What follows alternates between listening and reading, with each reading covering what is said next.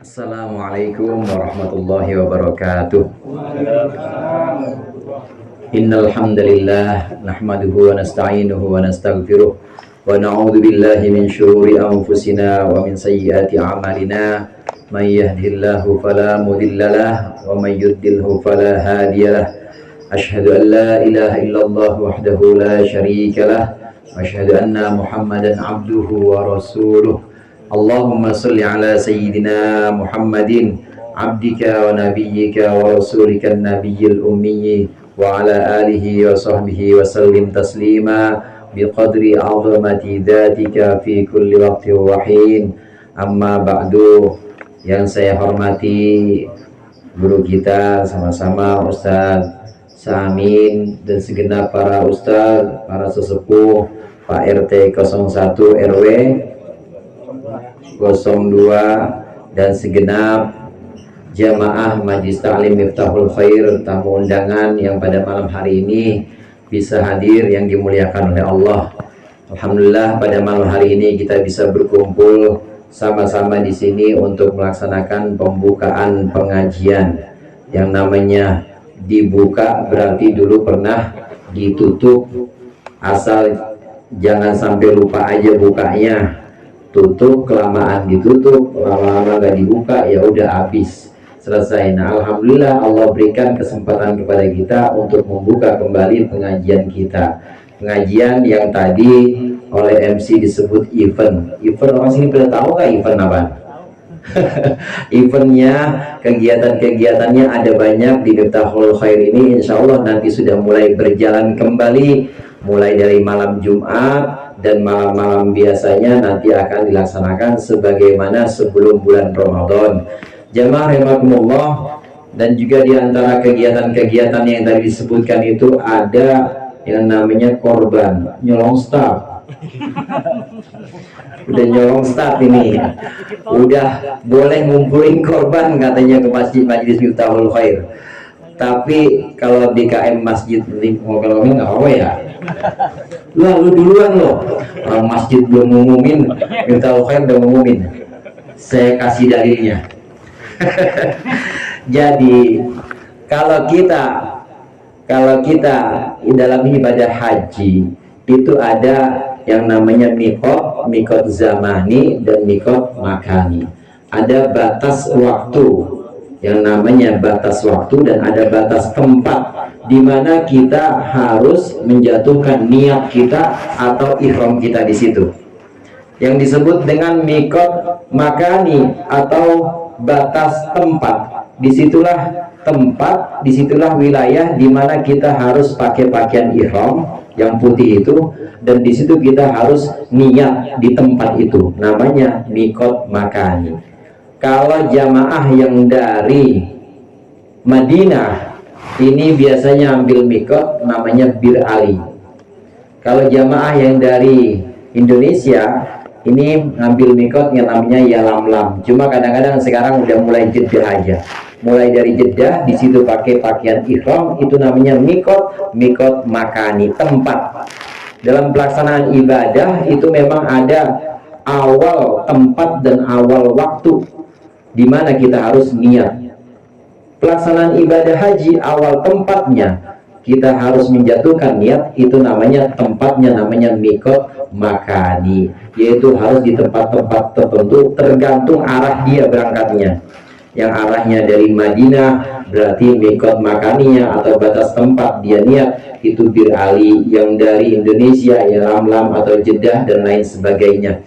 Yang dari Mekah itu, kalau orang Mekah yang asalnya dari Mekah, maka mikotnya batas tempatnya namanya Ji'ronah atau Ja'ronah. Ini batas waktu atau batas tempat, Dalam ibadah sholat misalnya, dalam ibadah sholat ada juga batas tempat di mana kita harus menjatuhkan niat kita. Di mana tempatnya itu? Tempatnya adalah dalam hati. Niat itu adanya dalam hati. Nah, mikot yang kedua ada yang namanya mikot zamani, yaitu batas waktu, Bapak-bapak. Waktunya kapan pelaksanaan ibadah haji, pelaksanaan niat haji? Pelaksanaan niat haji itu waktunya adalah mulai dari bulan Syawal. Ini sudah boleh melaksanakan atau sudah boleh niat untuk ihram pelaksanaan haji. Jadi Syawal, kemudian bulan Dzulqa'dah, dan sebagian bulan Dzulhijjah sampai 10 Dzulhijjah itu sudah boleh seseorang niat untuk melaksanakan haji. Jadi Syawal ini sudah termasuk mikot yang namanya mikot zaman, sudah termasuk batas waktu untuk niat melaksanakan haji. Maka tadi saya bilang saya cari dalilnya ya, buat MC nggak apa-apa nyolong start karena udah bulan Syawal. Udah bulan Syawal, haji aja udah boleh haji. Orang yang pergi haji sekarang di bulan Syawal, kalau memang nggak ada urusan imigrasi, dia nggak pulang lagi ke tanah air, asal dia pakai pakaian ihram aja terus, asal dia nggak tahallul dulu, dia bisa terus melaksanakan ibadah haji karena memang sudah masuk waktunya, waktu haji di bulan Syawal. Demikian juga mau ngomongin korban nggak apa-apa di bulan Syawal dah. Itu dalil yang pertama buat MC tadi. Kemudian Bapak hadirin jamaah rahimakumullah, tentu tradisi di bulan Syawal ini yang sering kita temui di Indonesia ada yang namanya halal bihalal. Ini tradisi Islam Nusantara. Islam Nusantara itu bukan aliran baru, Pak, bukan agama baru, bukan juga keyakinan baru. Islam Nusantara itu hanya Islam yang dipraktekkan di Nusantara, gitu aja. Sama kayak somai, ada somai Bandung, bukan aliran baru. Batagor Bandung bukan aliran baru, artinya somai yang memang dibuat di Bandung, batagor yang memang dibuat di Bandung, gitu aja udah. Jadi bukan aliran baru. Islam Nusantara juga bukan aliran baru. Islam Nusantara itu asli artinya Islam yang dipraktekkan di Indonesia sejak dulu, sejak Nusantara ada, sejak Nusantara sudah masuk Islam. Termasuk diantaranya adalah tradisi halal bihalal, dan banyak lagi. Kita pernah kemarin sebelum tawakufan, sebelum Ramadan, namanya rawahan. Betul apa betul? Rawahan itu tradisi Islam Nusantara. Orang Arab nggak ada yang tahu. Zaman Nabi juga rawahan nggak ada. Tapi itu adalah Islam yang dipraktekkan di Nusantara, namanya Islam Nusantara.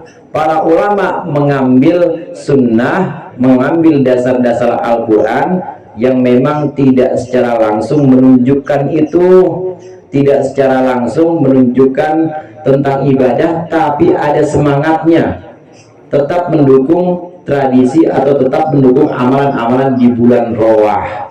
Demikian juga di bulan Syawal ini.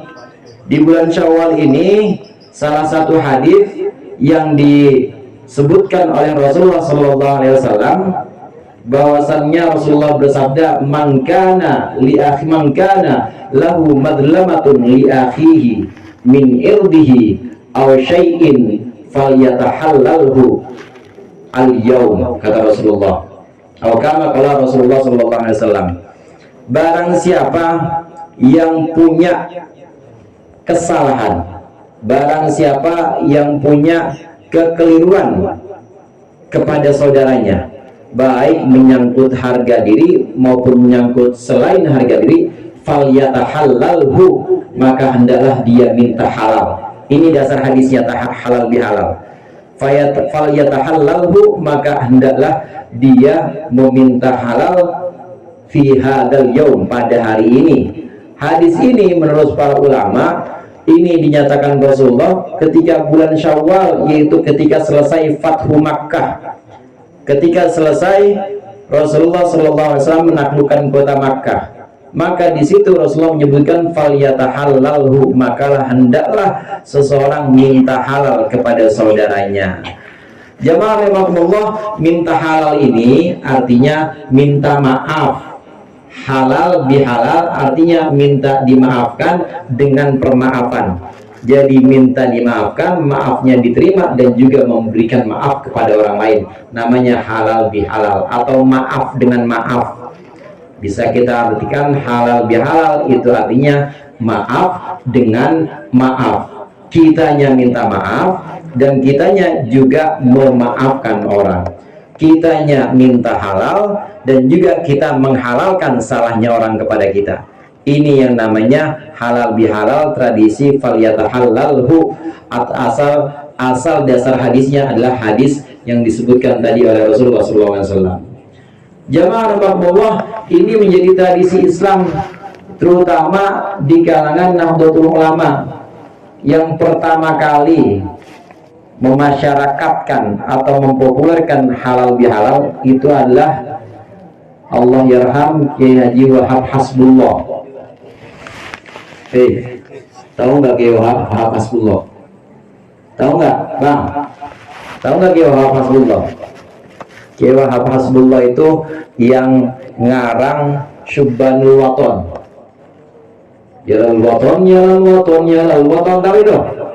Tahu, itu yang ngarang Kiai Haji Wahab Hasbullah. Yang pertama kali memasyarakatkan, mempopulerkan halal bihalal di bulan Syawal itu adalah Kiai Haji Wahab Hasbullah. Hingga sekarang kita tahu orang NU setiap bulan Syawal pasti mengadakan halal bihalal. Orang Nahdlatul Ulama atau Nahdien pasti melaksanakan halal bihalal. Bahkan yang bukan NU ngikut-ngikut sekarang pakai halal bihalal. Yang pertama melaksanakan adalah Kiai Haji Wahab Hasbullah.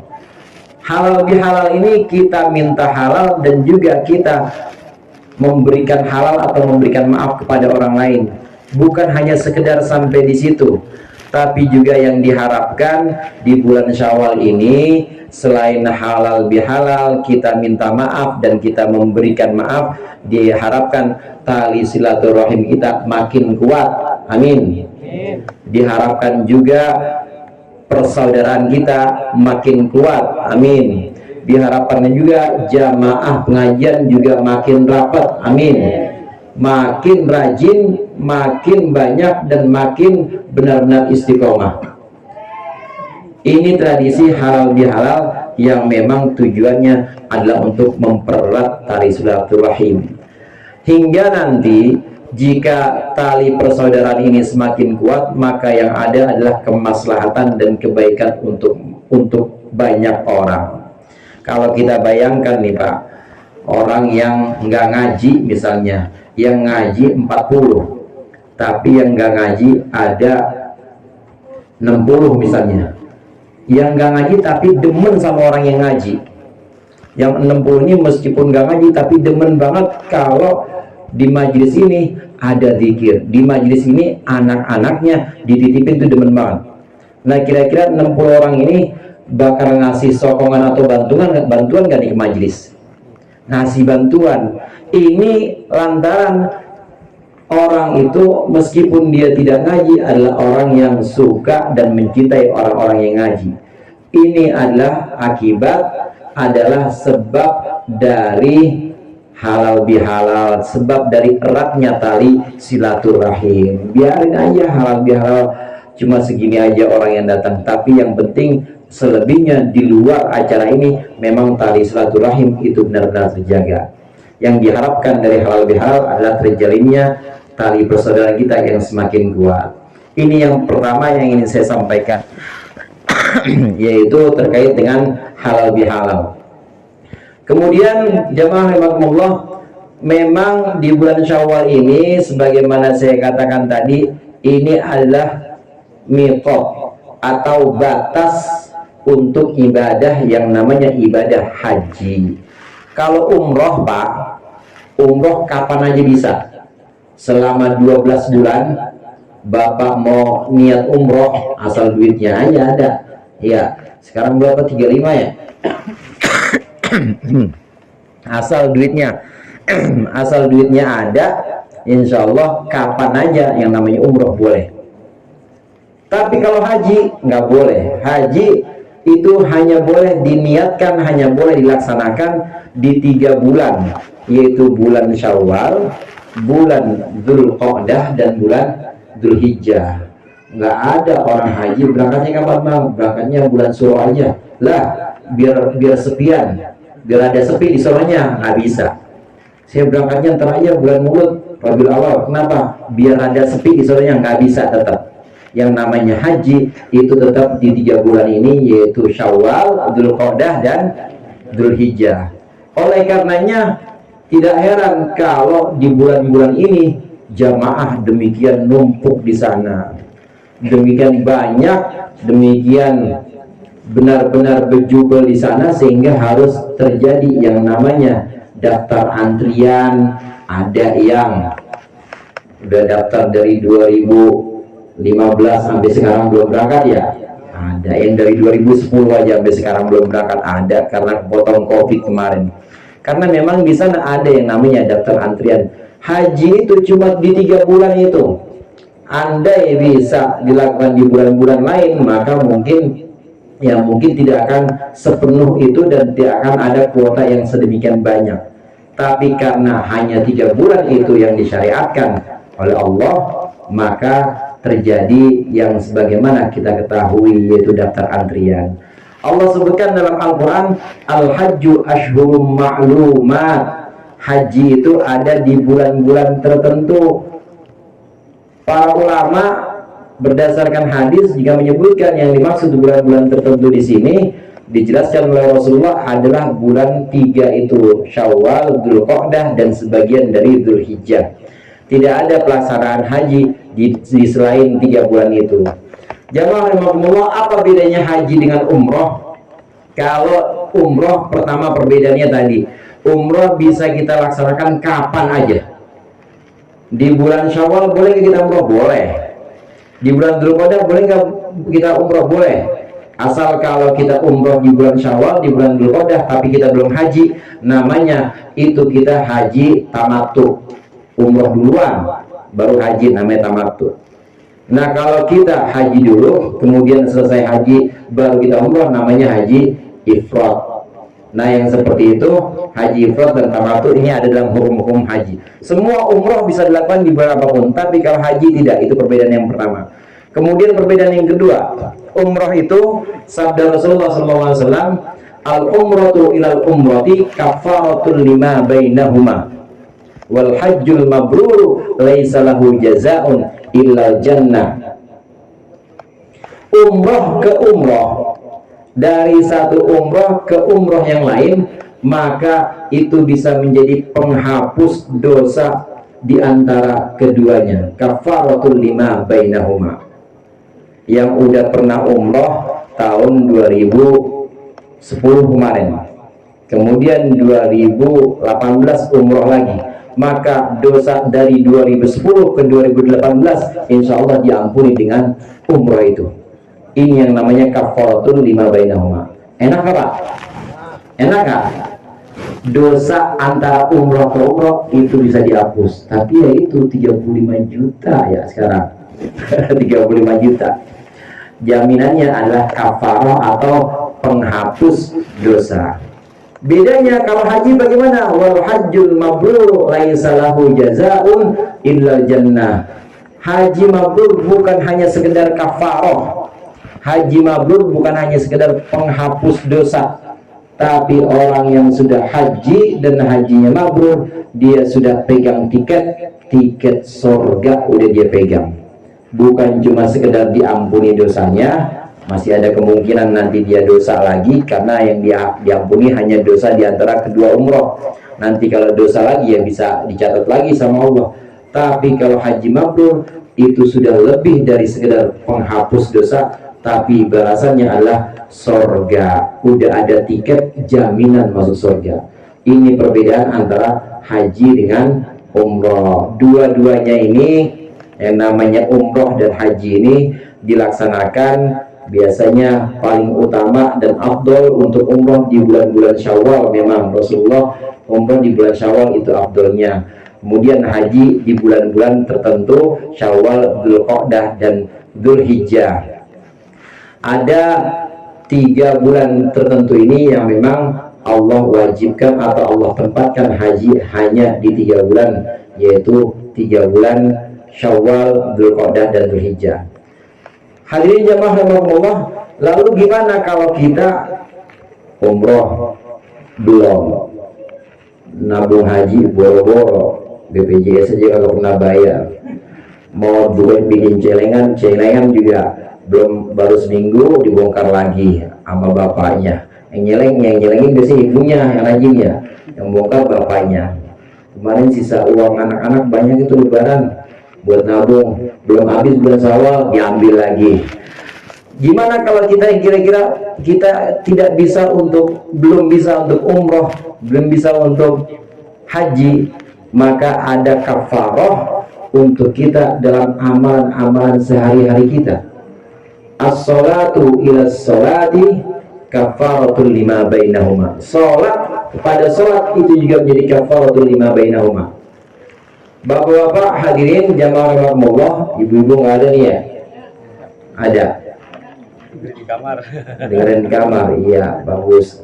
Biar langsung tidur.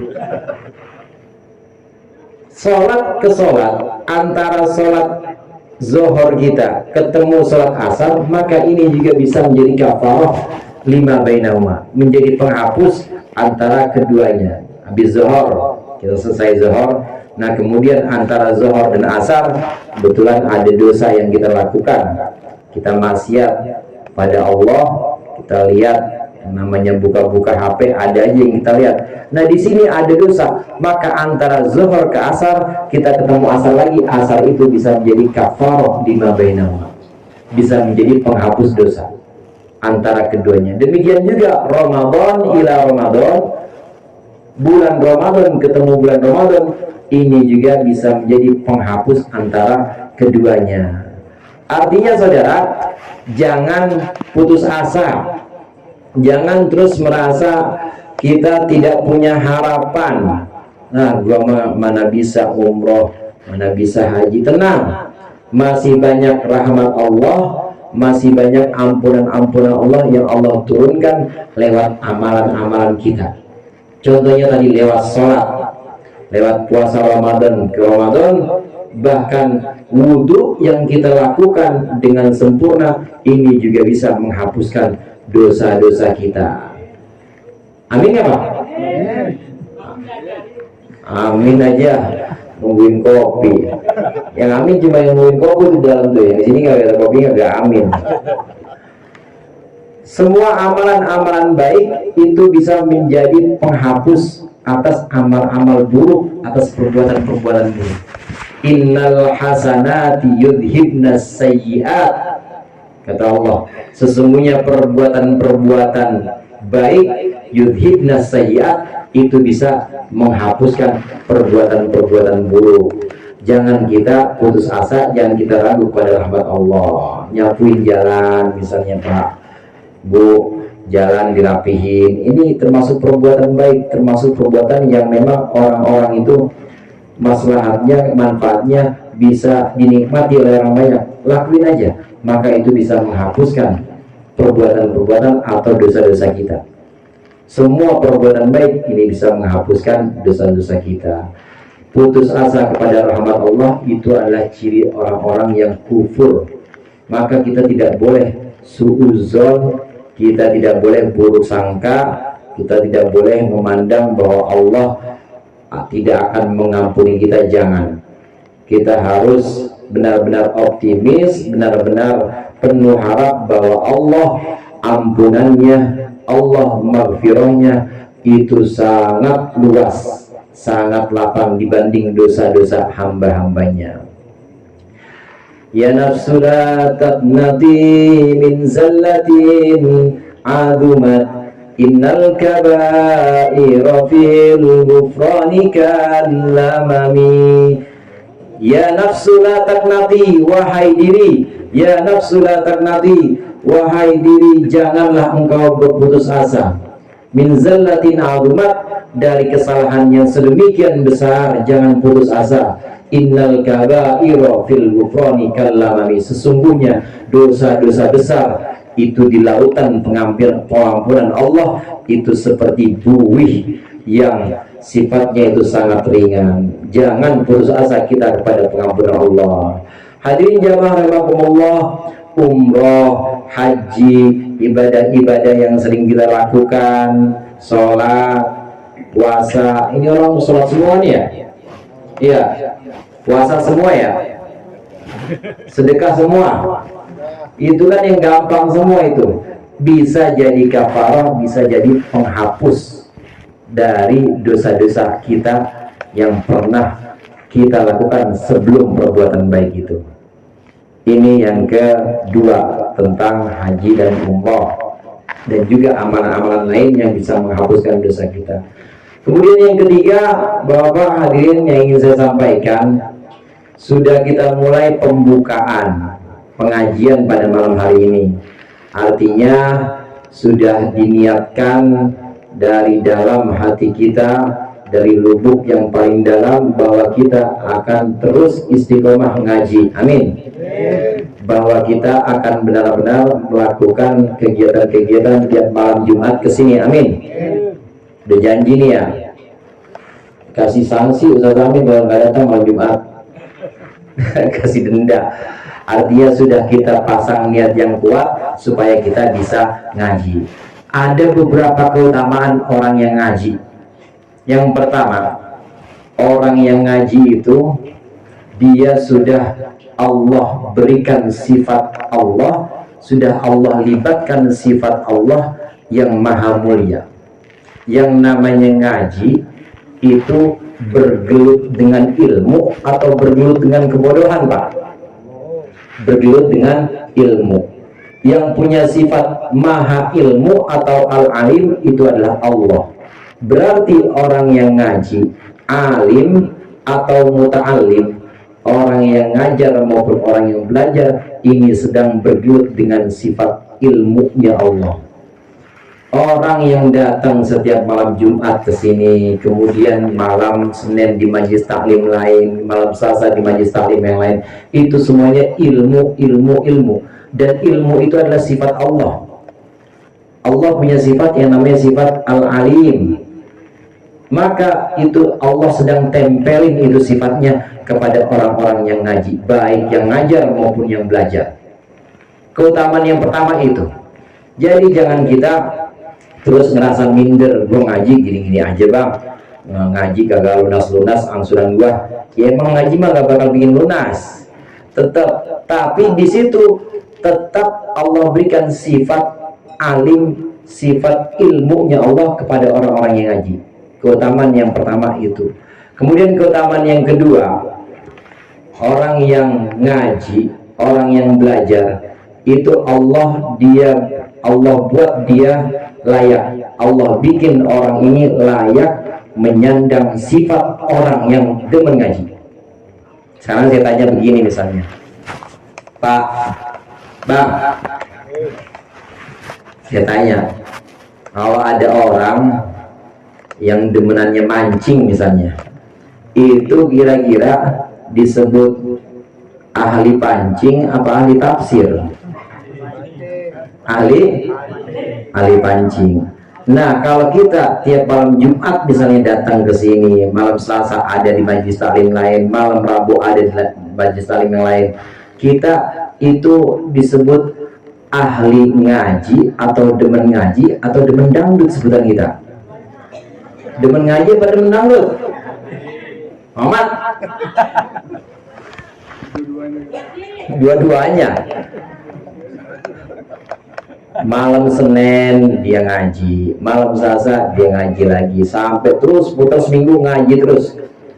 Itu kira-kira sebutannya dia jadi dapat predikat atau orang-orang nyebut dia orang yang demen ngaji apa orang yang demen dangdut? Demen ngaji, walaupun dangdutnya kadang-kadang ada, tapi tetap sebenarnya itu orang yang demen ngaji tapi demen dangdut, dibanding orang yang demen dangdut tapi ngaji kadang-kadang. Tetap predikatnya adalah predikat yang awal duluan, yaitu yang banyak, dia banyakkan ngaji, maka dia disebut orang yang demen ngaji. Orang ngaji itu keutamaan yang kedua adalah orang Allah buat dia, Allah bikin dia sebagai orang yang layak menyandang sebagai ahlul ilmi, yaitu menyandang orang yang ahli terhadap ilmu atau ahli terhadap taklim dan pengajian. Ini keutamaan untuk orang yang ngaji, diantaranya ada dua itu. Oleh karenanya hadirin, untuk kita sudah selayaknya kita menghidupkan majlis-majlis, karena barokah dari majlis ini adalah kebersamaan. Kita ngaji atau dzikir sendiri boleh, kita ngaji ngulang-ngulang, istilahnya ngulang-ngulang sendiri, dzikir juga sendiri, di rumah juga boleh. Cuma manfaat dan barokahnya lebih banyak kalau berjamaah. Kalau ngaji sendiri atau dzikir sendiri, ini kira-kira ada yang godain, udah bang ngaji mulu misalnya, pasti berhenti kita. Tapi kalau mau ngajinya sama-sama, kita ngajinya berjamaah, biasanya godaan-godaan itu bisa kita atasi lantaran kita bareng-bareng. Beda kalau sendiri, rasanya berat banget mau mulai zikir. Kalau sendiri mau mulai mutolaah, mau mulai baca kitab tuh rasanya berat banget. Barokahnya jamaah, barokahnya ada majlis taklim, maka enteng jalannya buat ngaji, enteng jalannya buat dzikir.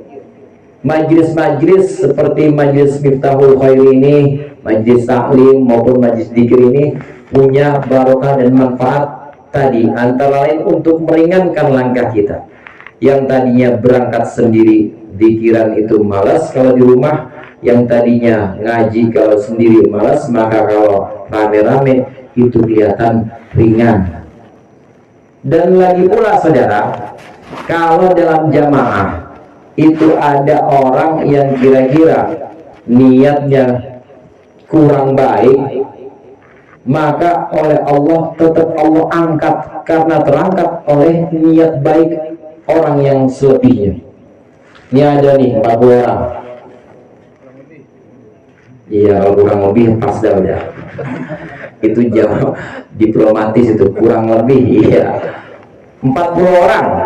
Dari 40 orang itu ada 5 orang yang ngajinya bukan karena Allah, yang ngajinya karena berkat.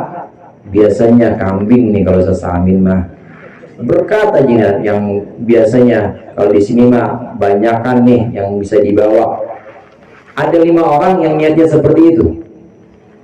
Maka bagaimana niat orang yang seperti itu? Oleh Allah tetap diangkat niatnya baik, sama dengan niat orang yang 35.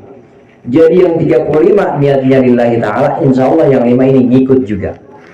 Ini pernah terjadi pada saat para malaikat mengadukan sesuatu pada Allah. Ya Allah, di antara orang-orang itu ada yang datang bukan karena Engkau ya Allah, tapi karena keperluan lain. Ya Allah, ada di antara orang itu yang ngajinya itu karena memang diusir sama bininya. Ya Allah, di antara orang yang banyak itu ada yang memang dia ngaji itu karena cuma pengen ngilangin keresahan di rumah berantem mulu. Gimana ya Allah orang-orang yang seperti itu? Kata Allah, biarin aja.